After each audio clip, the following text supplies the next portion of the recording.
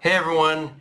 So yeah, as the title says, I'm going to be covering chapters 57 and 58 in this review. And starting with chapter 57, there's not a whole lot to talk about with this chapter as it plays out exactly how I thought it would last chapter, with the plane itself serving as like the first real test, obviously meant as like a showcase of everyone's abilities and to weed out who our main cast of characters are going to be for this arc.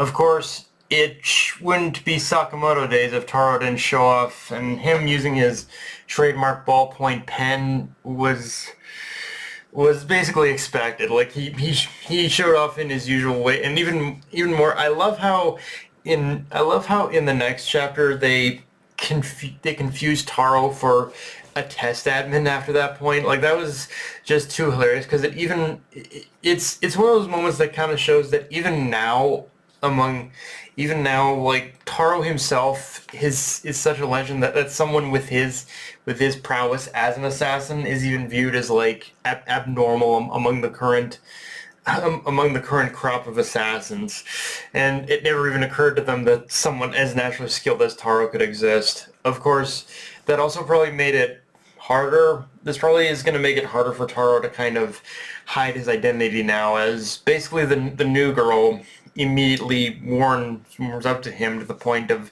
admiration, which is again going to make the reveal of her name probably hit all the more for Taro when he realizes she's related to a cow. When this girl talks about someone she admires, yeah, she's clearly talking about a cow. Although, for now, I really do like the little back and forth they have right now. Like their relationship, it is really a nice one. It's kind of like a mentor student, like a father daughter kind of thing. Like it's kind of nice. In saying that, we do learn some more personal things about Kao's reason for becoming an assassin. Of course, that is that.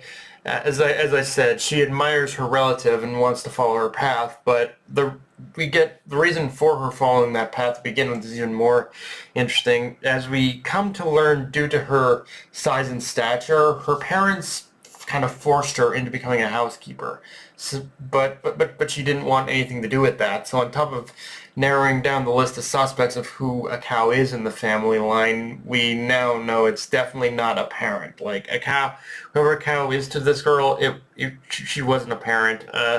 And I do kind of like this motivation for her because, while it's not super complex a reason to want to become an assassin, it does kind of touch on kind of the cultural expectations in Japan and the idea that however much things may change within Japanese society, you're still kind of forced into that role if you're deemed unfit or unable to be anything else. And it does paint a picture that her relative definitely got out of that life by becoming an assassin as well, even if everyone else around her disapproved. So yeah, it's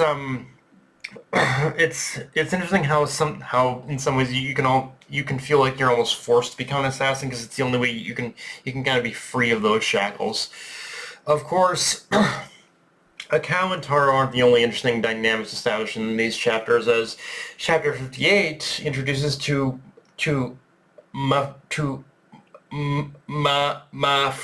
Seba. So yeah, that's a name we're familiar with, and my guess on that one immediately is brothers. So if Mafuyu is a Seba, then yeah, it's a guarantee we're going to see Natsuki again. Although, I'm imagining it will be more in a support role this time around, and although it'll be interesting just what that support role will look like, if it's going to be like he's going to be supporting his brother to get through the exams, or like if it's gonna be, and how that's gonna mix in with, and just curious how it's going to mix in with the fact that very likely the fact that very likely you basically know Uzuki's probably like he's got some informants deep among the candidates as well. So wonder how that's all going to play in with both with the Seven brothers, but also like how it's going to mix in with Uzuki as well, and. And yeah, it's kind of and it's kind of interesting how Shin just can't And it's kind of interesting how Shin just can't help but get mixed up with the Seba family, and Mafuyu specifically being a clean freak, and after finding out how that connects to his particular skill as an assassin was just perfectly handled.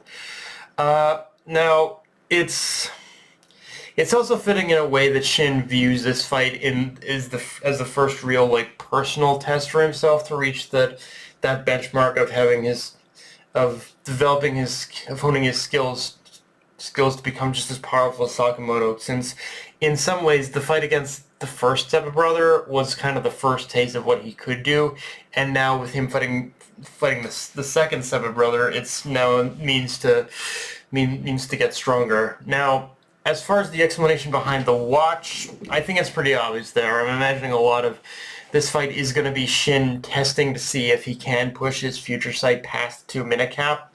Past the 2-minute cap he already can use, but now the question is how far he can push it and just how much better at using future sight he will be by the end of this fight. Because if I had to use the base model of gradual progression for a shonen, I'm thinking he'll go from 2 minutes to 4, maybe even 3 minutes, but I'm more willing to plant my prediction on 4 right now, and honestly, even that extra 2 minutes will already be a huge leap for Shin when taking his natural abilities into consideration. So, yeah, regardless of what, like, Shin is definitely going to develop beyond this point, and I kind of like how we're addressing this now. I kind of like how we're addressing this now rather than later. Like, we're diving straight into Shin actually wanting to develop his abilities now, and it's even, and I do like how we're kind of setting this up now, so